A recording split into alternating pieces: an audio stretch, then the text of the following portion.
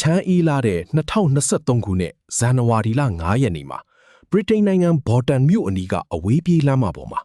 ပိုင်ရှင်မဲ့မီးလောင်နေတဲ့ကားတစ်စီးကိုရဲတပ်ဖွဲ့ကတွေ့ရှိခဲ့ပါတယ်။ဒါဟာရိုးရိုးမတော်တဆမှုတစ်ခုမဟုတ်ပဲ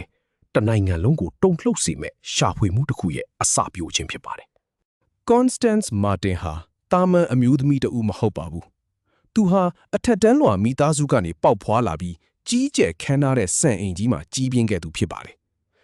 ဒါပေမဲ့သူဟာ2012ခုနှစ်လောက်မှာမိသားစုနဲ့အဆက်အသွယ်ဖြတ်ခဲ့ပြီးလန်ဒန်မှာ Mac Gordon နဲ့ဆုံတွေ့ခဲ့တာဖြစ်ပါတယ်။သူတို့နှစ်ဦးဟာ2016ခုနှစ်မှာပီရူးနိုင်ငံမှာလက်ထပ်ခဲ့ကြပေမဲ့အဲ့ဒီလက်ထပ်ပွဲဟာ UK မှာတော့တရားဝင်အတိအမှတ်မပြုထားပါဘူး။ Mac Gordon ရဲ့နောက်ကျောင်းကတော့ Constance နဲ့လုံးဝဆန့်ကျင်ဘက်ပါပဲ။သူဟာအမေရိကန်နိုင်ငံဖလော်ရီဒါမှာနေထိုင်စဉ်အသက်14နှစ်သားအရွယ်မှာပဲပြင်းထန်တဲ့ရာဇဝတ်မှုတွေကျူးလွန်ခဲ့တာကြောင့်ထောင်ဒဏ်40ကြာခဲ့သူဖြစ်ပါတယ်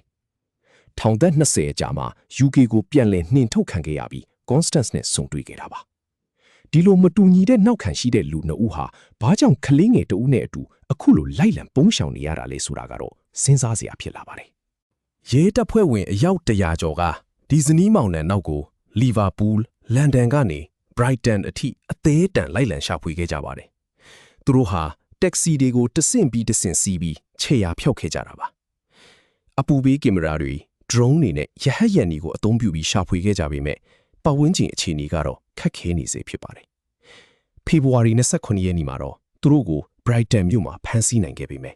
ကလေးငယ်ကတော့သူတို့နဲ့အတူပါမလာခဲ့ပါဘူး။ဖမ်းဆီးခံရပြီးနောက်မှာသူတို့နှစ်ဦးဟာကလေးငယ်ဘယ်မှာလဲဆိုတာကိုဖြေဆိုဖို့ညှင်းဆန်ခဲ့ကြပါတယ်။ဒါကြောင့်ရဲတပ်ဖွဲ့ဝင်200ကျော်ဟာစတူယန်ကီလိုမီတာ230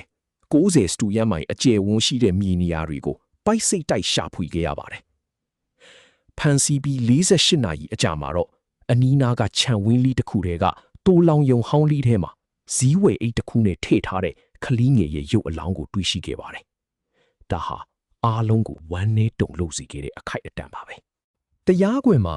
Constance ကသူဟာကလေးကိုချစ်မြတ်နိုးကြောင်းနဲ့မိသားစုရဲ့ဖိနှိပ်မှုကနေလွတ်မြောက်ဖို့ကြိုးစားခဲ့ရလို့ထွက်ဆိုခဲ့ပါတယ်။ကလေးငယ်ဟာချမ်းအေးတဲ့ညမှာသူနဲ့အတူအိပ်ပျော်နေရင်ဆုံးပါသွားတာလို့လည်းသူကပြောပါတယ်။ဒါပေမဲ့တရားလိုဘက်ကတော့ဒါဟာဂရုတစိုက်မရှိမှုကြောင့်ဖြစ်ရတဲ့လူသတ်မှုအဖြစ်ဆွဆွဲခဲ့ပါတယ်။ဒီဇနီးမောင်နှံဟာကလေးမွေးဖွားမှုကိုဖုံးကွယ်ထားပြီးတရားဥပဒေကိုရှောင်ရှားဖို့ကြိုးစားခဲ့တယ်လို့လည်းဖော်ပြခဲ့ပါတယ်။ဒုတိယအကြိမ်ပြန်လည်စစ်ဆေးတဲ့တရားခွင်မှာတော့သူတို့နှစ်ဦးမှာအရင်ကလည်းကလေး4ဦးရှိခဲ့ပြီးအဲ့ဒီကလေးတွေဟာအစိုးရရဲ့စောင့်ရှောက်မှုအောက်မှာရှိနေတယ်ဆိုတာပေါ်ပေါက်လာပါတယ်။ဒါကြောင့်လဲအခုကလေးငယ်ကိုပါအသိမ်းခံရမှာကြောက်လို့ထွက်ပြေးခဲ့ကြတာဖြစ်ပါတယ်။တရားခွင်အတွင်းမှာသူတို့နှစ်ဦးဟာရှေ့နေတွေကိုအကြိမ်ကြိမ်လေးလေတာတွေတရားရုံးကိုမလာရောက်တာတွေနဲ့တဦးကိုတဦးစကားများတာတွေလှုပ်ဆောင်ခဲ့တာကြောင့်အမှုစစ်ဆေးမှုကိုအနှောက်အယှက်ဖြစ်စေခဲ့ပါတယ်။2015ခုနှစ်ဇူလိုင်လမှာတော့တရားရုံးကသူတို့နှစ်ဦးစလုံးမှာပေါက်စားမှုကြောင့်လူသက်မိတဲ့ပြည်မှုထင်ရှားတယ်လို့ဆုံးဖြတ်ခဲ့ပါတယ်။စက်တင်ဘာလ15ရက်နေ့မှာတော့သူတို့ကိုထောင်ဒဏ်14နှစ်စီချမှတ်လိုက်ပါတယ်။ Mac Gordon ဟာသူ့ရဲ့အတိတ်ကအကြမ်းဖက်မှုရာဇဝင်တွေကြောင့်နောက်ထပ်4နှစ်ထပ်ပြီးတော့စောင့်ကြည့်ခံရမယ့်ပြည်တံကိုလည်းရရှိခဲ့ပါတယ်။ကလေးငယ် Victoria အကြတော့ဒေသခံတွေကဖျောင်းတိုင်ထွင်ပြီးတော့ဆူတောင်းပေးခဲ့ကြပါတယ်။ဒီမှုဟာချစ်ချင်းမေတ္တာကြောက်ရွံ့မှုနဲ့ပေါ်ဆမှုတွေကြားကရှုပ်ထွေးတဲ့ဆက်နွယ်မှုကိုဖော်ပြနေပါတယ်။လူတို့ရဲ့ရွေးချယ်မှုတွေဟာအပြစ်မဲ့တဲ့ထက်ဒီချောင်းအပေါ်ဘလောက်အထိတက်ရောက်မှုရှိနိုင်တယ်ဆိုတာကိုဒီဖြစ်ရကတတိပေးနေတယ်လို့ပါပဲ။အခုလိုစိတ်ဝင်စားစရာကောင်းပြီးစင်ကျင်စရာရှိတဲ့ဖြစ်ရောက်တဲ့ဇာတ်လမ်းတွေကိုဆက်လက်သိရှိနိုင်မှုရတဲ့မိတ်ဆွေတို့အနေနဲ့နောက်ထပ်အပိုင်းတွေကိုလည်းစောင့်မျှော်ကြည့်ရှုတင်ပါတယ်။